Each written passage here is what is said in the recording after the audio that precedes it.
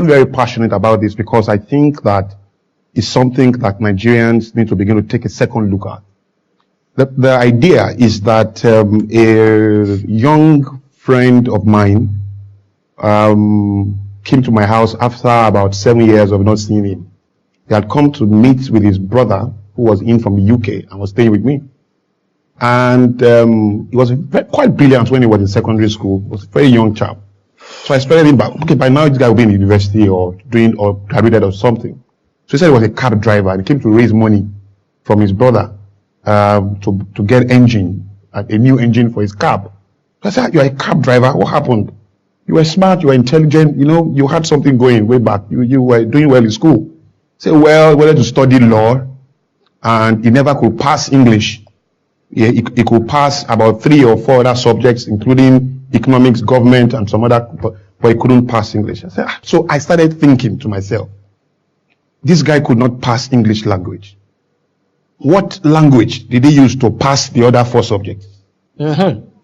First of all, because he passed economics, he passed government, and some other subject like that. If he used English language to pass those subjects, and he could not use English language to pass English language, then something is fundamentally wrong.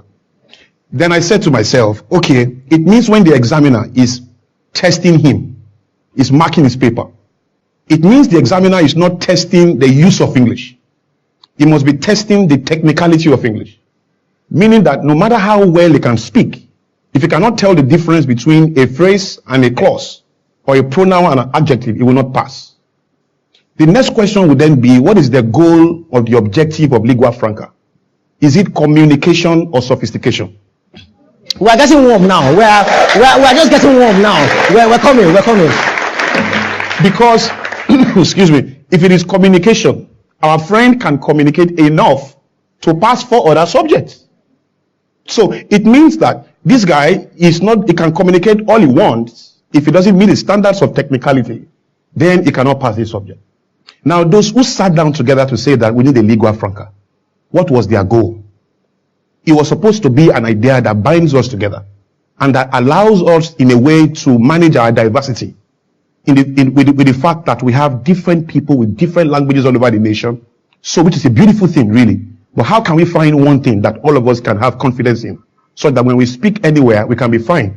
It can't be that we want to meet a kind of standard that will define our superiority, because the Chinese does not need to master another man's English.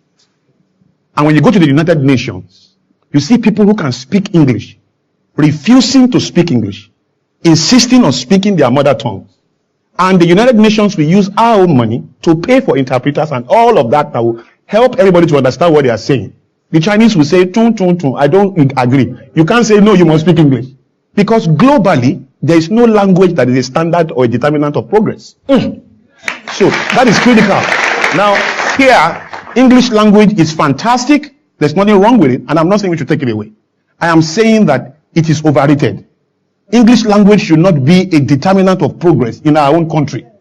It is not our fault. I'm speaking to you guys, right? It is not our fault that we have our language. If you can't say church, you can't even marry the girl of your dreams. Because if you go to a house on Sunday and you say, we are going to church, and your daddy, the father of the girl says, where are you guys going? Say, we are going to church. That's the end. I mean, he will just call his girlfriend, his daughter, and say, you've not found your husband though. Except the father is also a church speaking father. Where church has met church. And there are churches. So by sympathetic resonance, okay, they agree. Okay, but the idea is that we really have to take a second look at this. Because if I cannot say church and I say church, it's not a proof of my intelligence. It does not define the strength of my character. It does not show the credibility of my decency. And so the people who observe me must have another kind of education that allows them to move beyond the limits of container, which is what the tongue can do. The tongue, your body, my suit, and everything I'm wearing right now is a container. My true content is the content of my character. And that has nothing to do with the way I speak. Now, this is the challenge. The guys in China, the guys in Japan, the guys in America, in England, in Germany, in France, they have learned 4 subjects in their native language. That's important. They've learned physics, chemistry, biology, and mathematics. Those 4 subjects make everything that is in this room. Physics, chemistry, biology, maths made your suit, your computer, your watch, everything in this room. Everything in the world, they made it. Every other subject is either selling what they make, distributing it, protecting it, or doing something.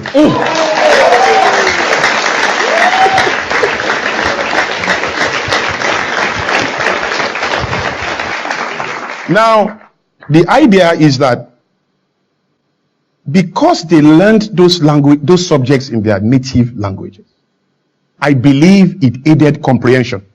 Look, why are the richest nations in the world, the first world countries in the world, why are these nations all speaking their native languages? It's just food for thought.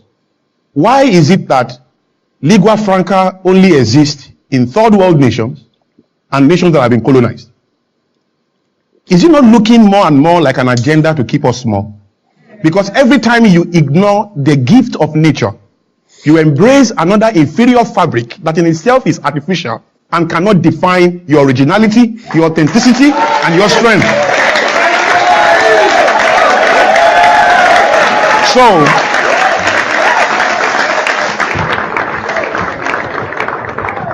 if there is a way that you can learn your subjects in your language, I'm telling you, you will do better. You will comprehend better. Now you then ask me, so how do we communicate nationally? How do we talk to the guys in Kano and the guys in the East and the guys everywhere? Exactly, because you are preempting my question. Because here I am looking at you like, I was about to say that 2 things.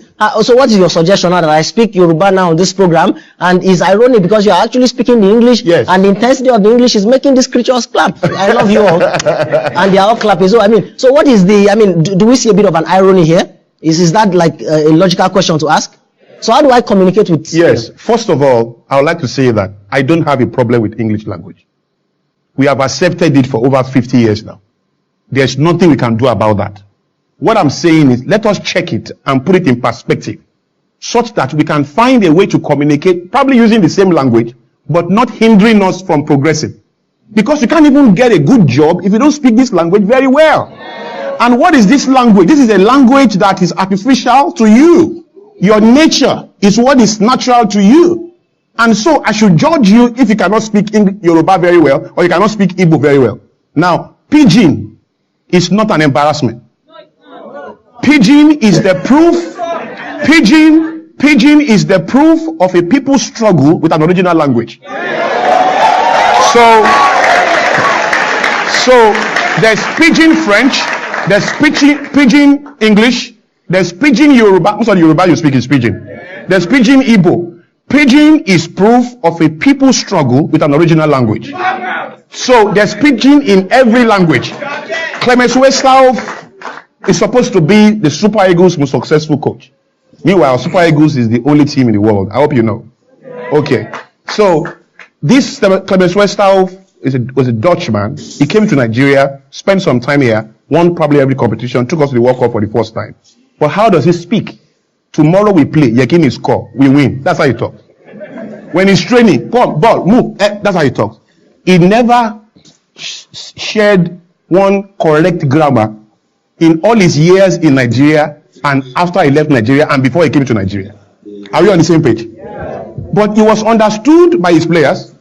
He won matches and did great stuff for the country, isn't it? But nobody complained. When he's talking to the media, he's always shelling.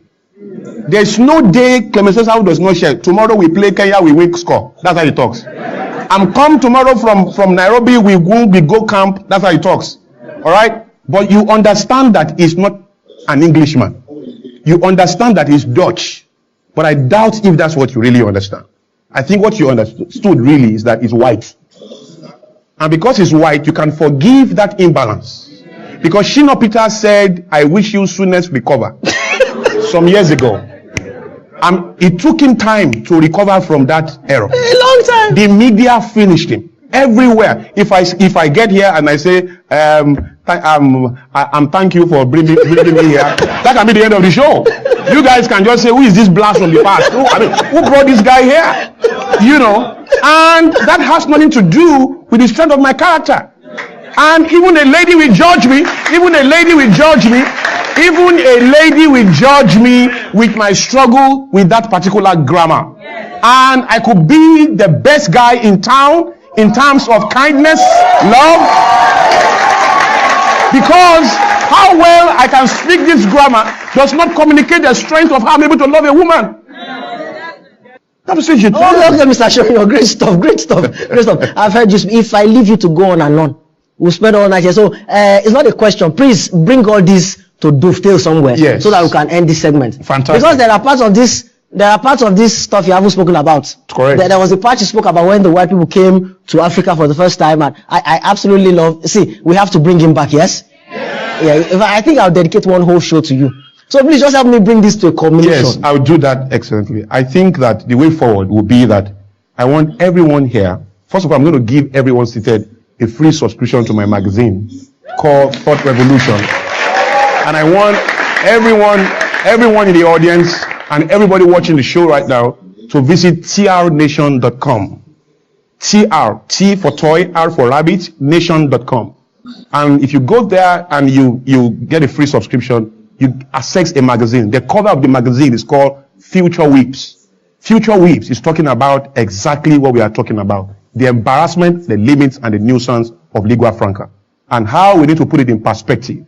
And the advice for Nigerians is very simple. Let everyone begin to rethink this thing and begin to push it within your area of influence.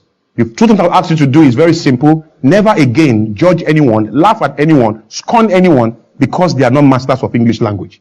Find the strength and the maturity to withhold judgment and stretch a bit further to find the strength of their character. And don't allow the weakness of a grammar to deny you the genius that may be resident in that person. And secondly, I'm saying to government and to everyone who is listening, to policymakers and everywhere, to say that, can we reduce what English language represents? Let us speak it, but let it not be a determinant of progress in our nation. I think it's unfair. That's it.